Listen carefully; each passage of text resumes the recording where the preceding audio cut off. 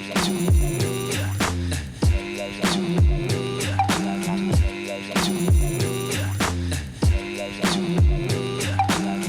what's going on everybody? This is Brendan back again with another video, and today I'm going to be talking a little bit about audio and microphones and stuff. I got actually a lot of questions on this channel, not just about my Red camera in and of itself, but actually, surprisingly to me, a lot of questions about audio, the kind of mics that I use. I've actually gotten a bunch of questions on this. I've answered these questions in the comments of my videos, but I decided, you know what, I should make a longer video. It seems like a lot of people are interested in this or curious about this, or they don't really know really how it works with the Red workflow. So I wanted to talk about that a little bit more in depth in this video, explain to you guys the microphones I use, the different kind of philosophy of use between the different pieces of equipment that I have. So without further ado, let's get into the video. To start, I'm going to be talking about the two different microphones that I actually use with my Red when I'm recording and the types of different situations that I use these microphones with. So the first microphone that I want to start out talking about is actually the Rode VideoMic Pro with Rycote mount. This isn't the newest one that they came out with in 2017, which has additional features and stuff on the back, different buttons and different kinds of adjustments. But this is the one that came before that. It still has the Rycote shock mount, which is, in my opinion, the much better mount. It's pretty much like this rubber band thing that's suspended. It's much more durable, much more sturdy, and the audio quality that comes out of this thing is really, really good. The Red has decent preamps, but they're not obviously anywhere near as good as the preamps that you're going to get in a separate external audio recorder that's dedicated to that, or even not as good as the preamps that you're going to get in an ENG style camera, something like a C100 or an FS7. Obviously, those cameras are going to have better preamps than the Red. But surprisingly, a lot of people don't know this, is that the Red actually has a decent preamp. When you're using the right microphone setup, it's not going to be super Hollywood level audio quality, but it is going to be something that's totally usable depending on the kind of production that you're working on. The other point I'm going to be making is obviously if you're working on a high enough budget production, it's still a much better idea to have somebody recording audio externally and doing all that themselves. So I'll be talking about the pros and the cons.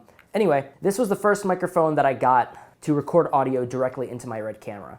And initially, the main philosophy of use with this microphone was just to get better scratch audio, right? So scratch audio is what we use when we're recording into these cinema cameras, or any camera really, even a DSLR. So that way when you record external audio, you have something better sounding to sync it to. There is a microphone, an in-camera microphone embedded in the Red, but it's really not that great. It's only meant for scratch audio, but even then, the audio that comes out of it is sometimes inaudible, sometimes a little bit tinny, or very, very quiet. It's really not that sensitive. It doesn't pick up a lot. So it's really only so you could just barely hear the sounds that people are making or the sounds in the environment to try to find and match up the waveforms. Obviously, there are programs to help you with that, things like Pluralize. Premiere itself has an in-program functionality that you can use to sync up audio. But this helps a lot to have a much better audio, scratch audio coming into the camera. Just because it's more sensitive, it's obviously directional, so that's going to help you a lot. So yeah, but that's the reason that I initially got this microphone. But surprisingly, I actually found out that it was totally usable for certain situations. So I actually used this Rode microphone a lot for things like documentaries where I was following around a subject or just trying to get general location sound of an environment. I've also used this microphone a lot for the YouTube videos that I recorded themselves. I'll just attach this to the camera, point it towards me from about 4 or 5 feet away, and I'll just use that to record audio. Now that microphone is great, again, for, like I said, location audio or better scratch audio. In fact, I'll use that Rode microphone for everything, even if I don't intend on using the audio.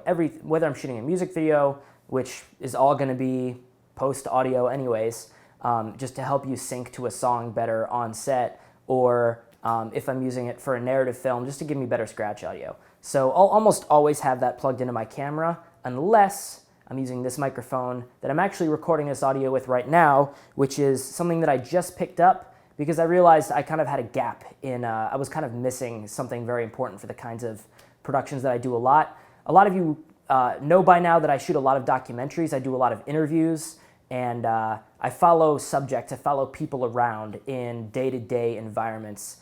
Obviously using the Red because I want the highest quality, I want the raw capabilities, the high dynamic range, all the things that are going to make them a more cinematic image. For that is I actually had a buddy who was selling a Sennheiser wireless lav.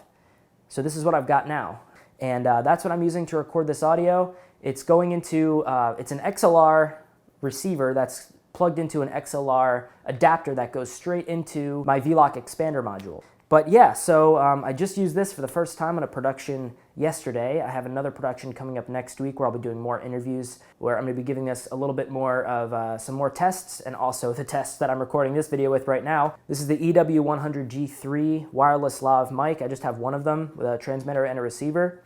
It's a super easy setup, and since I got it used from a friend of mine, I got a fantastic deal on it. It was $400. If you buy this new, it's way more than that. And most of them used on eBay are running like the $500 to $600 range, so I got it even cheaper than what you get on eBay, and I got it from a friend. So the last point that I wanted to touch on is kind of why I prefer recording audio right into my camera instead of having an external audio person. Obviously, if I'm shooting something like a narrative film, something that's much more structured, that has a bigger crew, or if I'm shooting something that's a big budget, obviously it makes more sense to have an external audio crew, a boom operator, a mixer. Obviously, there are many more advantages to that. You have people constantly monitoring the audio, many more audio channels that they're recording into. Obviously, they'll have like multiple lavalier mics and multiple boom mics, with somebody mixing that live on set to make sure you're never peaking and never losing information, that you're never losing signal. They're making sure that the background noise is always good. They have 100% of their attention focused on the audio.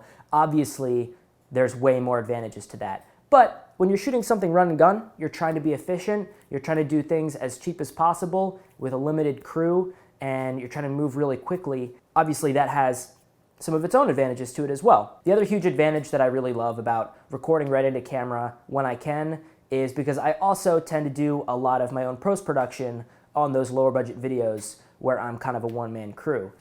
Anyway, so that's kind of my philosophy with the types of productions that I'm working on. A lot of documentaries recently with lots of interviews, or lower budget commercials or low budget music videos and things like that, obviously, where I'm kind of a one-man band or I have only a few people working with me. And when I'm doing my own editing, it's really nice to not have to worry about syncing the audio in post and finding the slate and finding all the clips and scrolling through dozens and dozens of audio files and syncing them all up. It takes a lot more time. So when I'm editing as well, if I can be more efficient, save time, but still charge the same amount, then that means you know, I'm making more money and I'm making my work easier. So I'm working smarter instead of harder. So I hope that sheds some light for you guys on my workflow and my system and what works for me. Thank you guys again for watching. Thank you guys for being on this channel. I really appreciate it. I'm really hoping that these videos are helping you guys. I try to do a good mix of sort of advice videos, career advice videos, tutorials, how-tos, some portfolio pieces too thrown in there. So I'm having a lot of fun with this YouTube channel. It's kind of like, you know, I don't have a big following or anything, but I'm really enjoying it. I hope you guys are enjoying this content.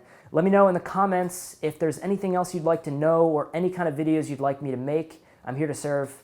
Thank you again. I hope you enjoyed this video, and I will catch you guys very soon. Peace out.